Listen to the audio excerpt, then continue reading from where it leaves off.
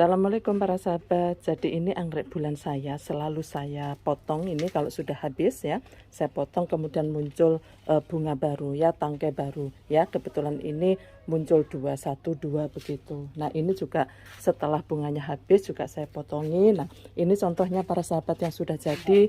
Jadi kalau sudah selesai saya potong di sini maka muncul tangkai baru, kemudian ini saya potong juga muncul tangkai baru, dan seterusnya begitu ya para sahabat. Caranya mudah para sahabat, ini sudah habis kebetulan. Nah, ini tinggal saya potong aja di sini.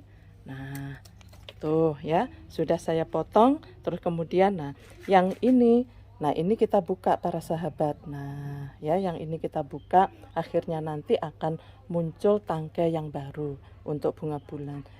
Anggrek bulan kok bunga bulan ya, sehingga kita bisa terus menikmati bunga anggrek bulan ini karena terus-terusan berbunga. Salam sukses para sahabat.